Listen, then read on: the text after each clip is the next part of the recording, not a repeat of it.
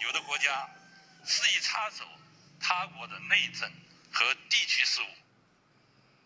On one flashpoint in the region, Taiwan, General Li underlined Beijing's determination to uphold the One China principle and restated the country's position to intervene militarily if needed. 台湾问题是中国内政，这条前提不容置疑。台湾是中国的台湾，怎样解决台湾问题是中国人自己的事，不容任何外部势力插手干涉。We spoke earlier with CNE's Jeremy Ko, who gave us an overview of Chinese Defense Minister Li Shangfu's speech.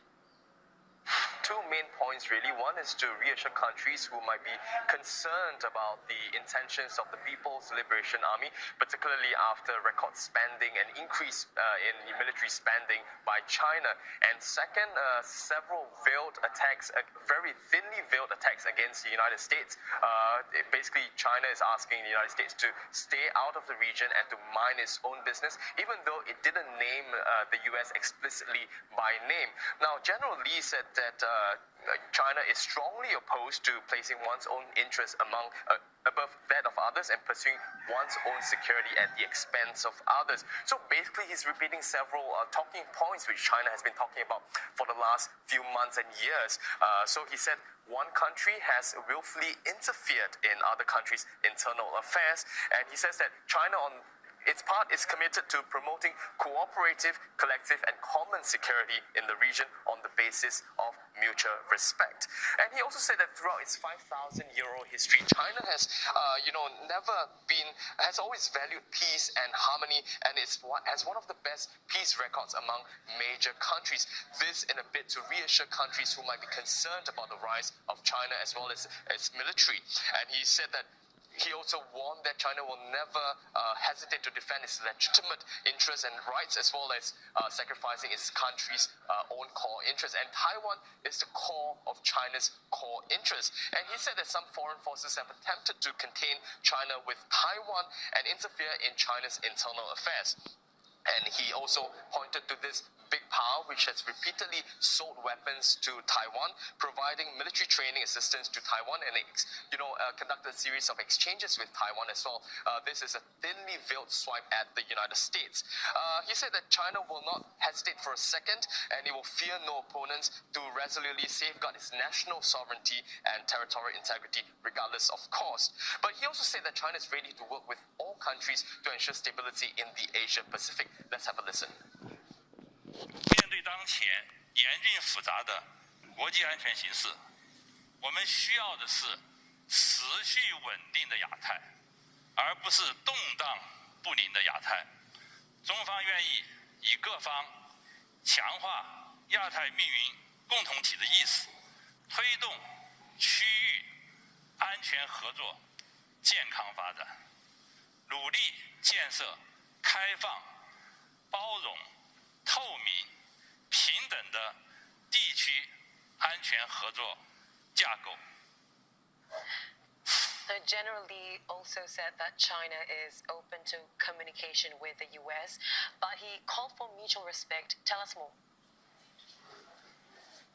Yes, indeed. He said that the China-US relationship is more than just a bilateral relationship and has global significance. But he also said that it's undeniable that a severe conflict or confrontation between both sides will have an unbearable disaster for the world. But he also acknowledged that China and US have different systems and different ways of doing things. But he said this should not stop both sides from seeking common ground and common interest to grow bilateral ties and deepen cooperation. And he said that history has proven again and again that both sides do benefit from cooperation and they lose from confrontation.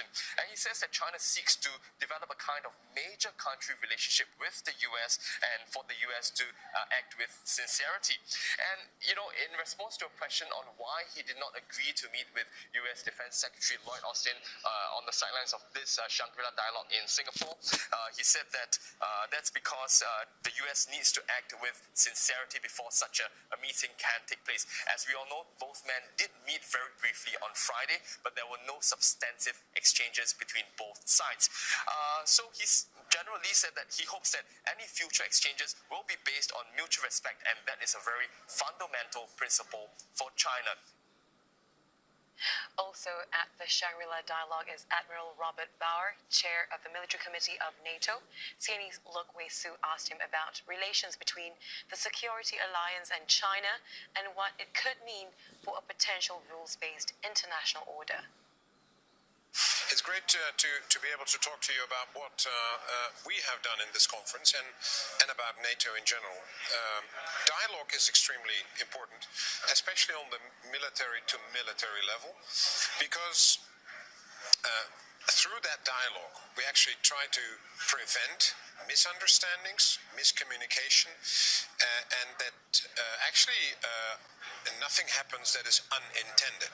So if something happens between NATO and China armed forces, then you have the ability to, you have a contact, you have a line to be able to ask the question, was this an incident or was this really intended? And if you have that good communication, then you are able to diffuse a situation if it was an incident, which is extremely important.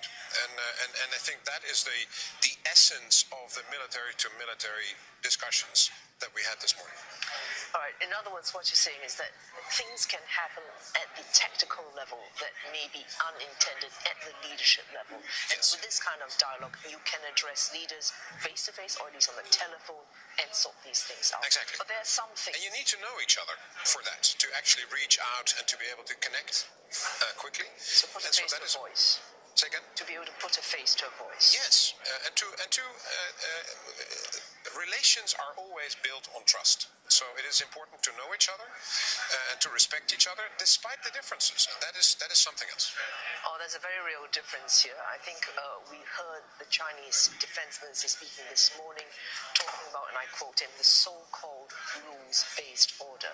Now, China's GIS, so its Global Security Initiative, GSI, pardon me, they want to fine-tune and complement the rules-based international order, which even at this point they are casting doubt on. That is a matter of concern for you.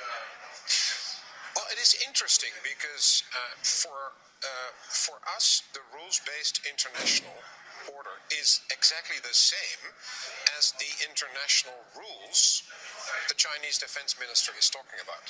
So, because he wants to refine and complement the international rules, I guess he needs to say so-called rules-based international order to actually give a reason why to change it. But the international rules that we are talking about, and for us it's the same as the rules-based international order, is about the UN Charter, UNCLOS, all the treaties that also China signed up to. So basically there is a international set of rules. So there's an objective, factual... There is a factual set of international rules where nations have signed up to, including China, through the UN or directly with other nations. And now China wants to complement and refine that set of rules, which in itself is possible if it is through discussions, through dialogue and peaceful means. If it goes through force, like we have seen in Ukraine, where a sovereign state with internationally recognized borders was invaded by Russia, then with doing that, Russia broke the international rules. And China, by failing to explicitly, openly condemn this invasion of Ukraine, that for you poses a problem. Well, that is of great concern because China says on the one hand it respects the sovereignty and the internationally recognized borders of nations, but at the same time has not openly condemned the actions of Russia that broke those rules. And I think that is one of the reasons why NATO, since Madrid, is talking about China as a as a challenge, as a challenge, not a threat, but as a challenge, in order to make sure that the world, including China, understands that we're not seeking a conflict with China, but we are concerned with certain actions So of China being named for the very first time in the Madrid Strategic Concept as a challenge. How are you implementing that change in your strategic concept? How have you done that so far? Yeah. So many people have asked me the question, do you have military plans against China? And we don't. So